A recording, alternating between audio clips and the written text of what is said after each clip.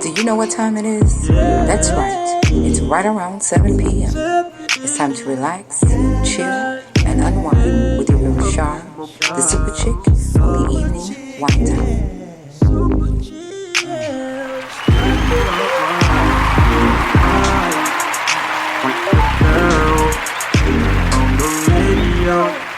Just for you, and she's here to give you all the love on the radio show with Shine.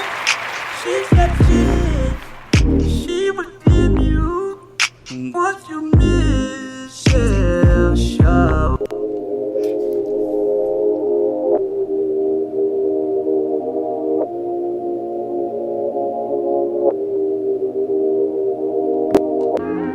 Hey everybody, it's your girl Shar, the super chick. Guess what day it is? That's right, it's hump day and it's right around 7 p.m. It's time to relax, chill, and unwind with your girl Shar, the super chick on the evening wind down. Hey, I want to welcome you all to the show today. I know last week I was not in. Many of you know that I had a procedure and it's got me down, but it's okay. I'm going to be okay. I am in the recovery stage. And so I just wanted to make sure that I came on tonight because we're ending our month of Domestic Violence Awareness Month. And it's very important that we end this month the right way. I also have a special guest. I have Miss Lisa that is joining us tonight. So if you guys would welcome Miss Lisa to the show. Hey, Lisa. Hey, how is everyone doing tonight? Well, I want to welcome you on as our special guest. And I know this is your first time on the show, but I appreciate you and I hope that we can make you feel comfortable in joining us today.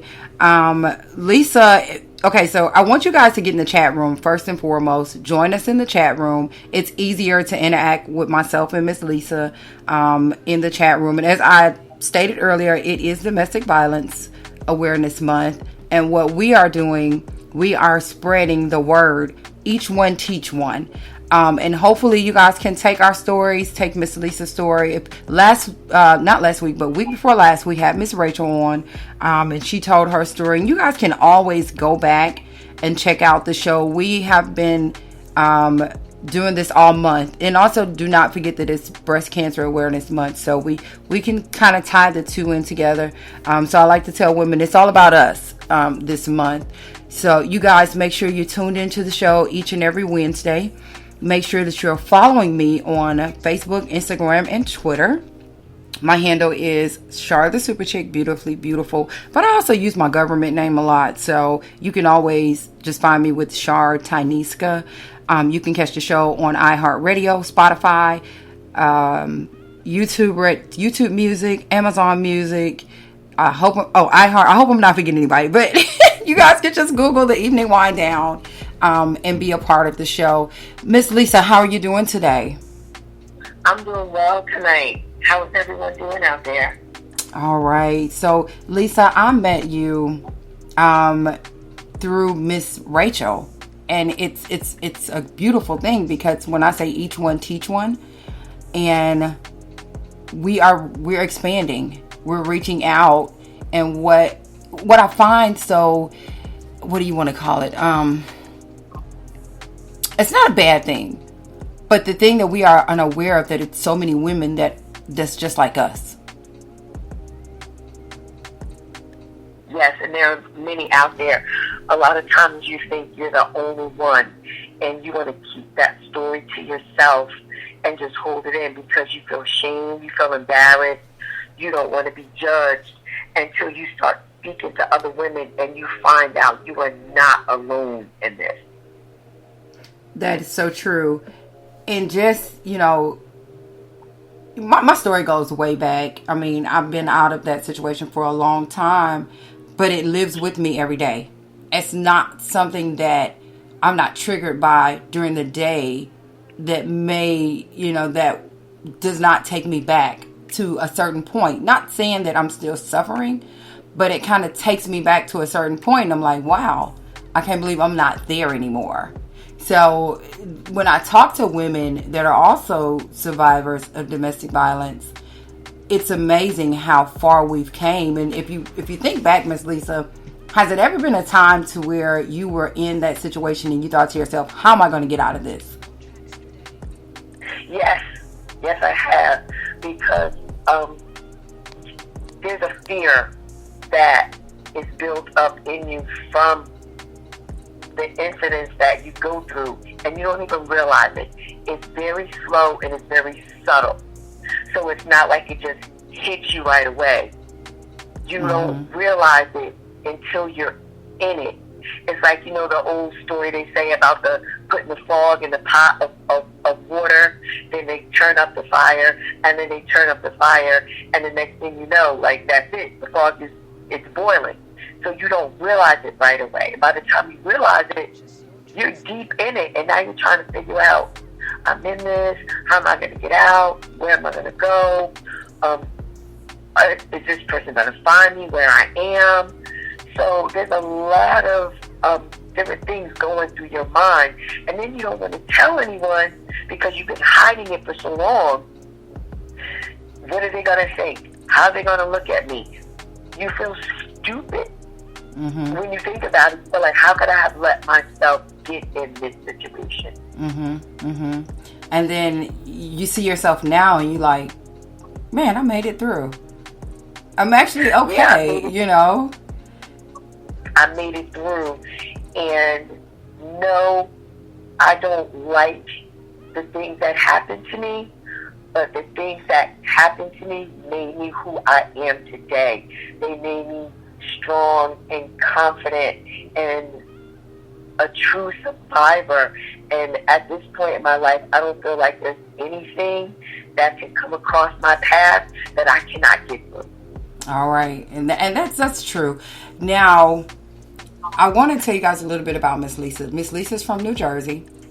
Lisa's past is a little bit different from mine, but it's also rare when I talk to more and more young women. And it's as in younger women of age, as they call us, cougars, whatever they call us, but it's all different age groups that this is happening to. Now, you were molested as a child. Yes. I remember I was 5 years old. I was in kindergarten, and it was my babysitter. And I lived in Newark until I was about 8, and we lived in a 3-story, house where, family on top, family in the middle, family on the bottom. And so both my parents worked. My mom was a hairstylist, and my father was a manager of muffler and brake chain in Newark, in Jersey City. And so they worked during the day. I would come home from school and go downstairs to the babysitter. And I was molested by the babysitter. And when I think back, she was young herself, which means someone had molested her. And I didn't realize, I thought about that when I got older, because she was only a few years older than me. Wow. So let me ask you this: was it a family member?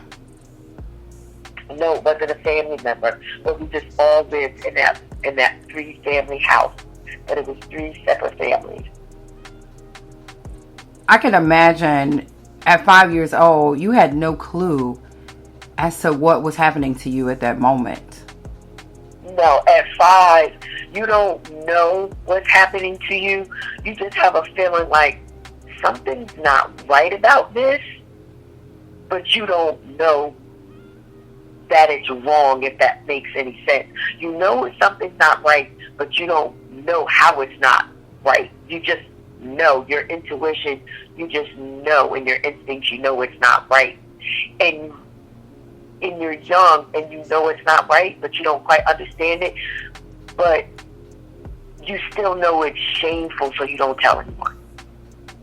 At what point did you, and this may be, you may not remember, was it ever a time to where you felt like this is not right, this is wrong, this is not right? From the first time it happened. The first time it happened, I remember, this isn't right. This is not right. And I do remember, after a couple of times of it happening, I didn't tell my mother what happened. I just told her I didn't want to go to the babysitter anymore. So she actually brought my sister up from North Carolina so she could stay home and babysit me while my parents went to work. I didn't tell her why. I just told her I didn't want to go to the babysitter anymore. And back then, parents didn't really question those type of things. They didn't ask you those type of questions because if something like that happened, it was kind of kept quiet. Mm-hmm. You know, that old, you didn't really talk about it. So people weren't open to, well, how come you don't want to go to the babysitter anymore? Did anything happen to you at the babysitter? Those questions weren't asked. I just told her I didn't want to go anymore. And so she made arrangements for me not to have to go to the babysitter anymore. Wow. But it was still with me. It was still with me because I used to have what they call night terrors. And that was from that trauma of being molested. I didn't know that then, but I would have severe night terrors. Do you think that impacted your teenage life? It definitely impacted my teenage life because I learned how to mask very well. If anything was wrong, I still had a smile on my face. I never would say anything was wrong. Everything was always okay. Everything was always okay. I wanted to please people. I never had a problem. Not that I was showing the outside anyway. Right. But in the inside, there would be things going on. As I got older, into my teenage years, I always wondered, was there something wrong with me? What did I do that happened to me? I never thought I was pretty growing up. Because I thought there was something I had to do to make someone do that to me. Wow. Did it ever cross your mind to maybe tell your mom after, maybe, a lot of times it can take you years down the road. Like, have you ever disclosed that or?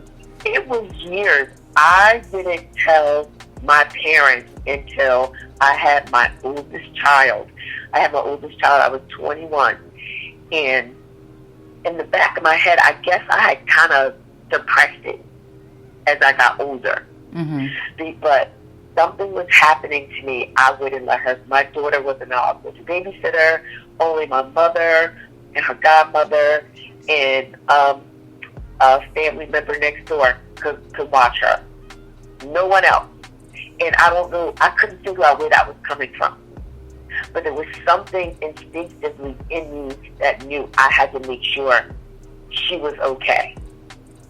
And then after a couple of suicide attempts, one day I was just, I had taken pills. And this is after I had my daughter. And I had taken pills. And I ended up throwing the pills up, and I didn't go to the hospital. I drove to my parents' house. So let me stop you because you jumped to suicide.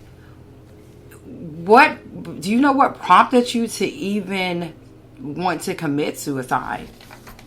I think what prompted me to want to commit suicide was probably the relationship I was in during that time. My daughter was a few years old, and all these feelings of her not wanting to be a babysitter, and her not wanting me not wanting her to be with a babysitter or outside of our sight. I was in a relationship that I was very comfortable with the person, and he was very comfortable with my daughter, and I didn't. But I was still very insecure in my relationship with him. He used to cheat a lot, and I just kind of accepted it. I would argue about it, and we would I would get physical with him. And that was the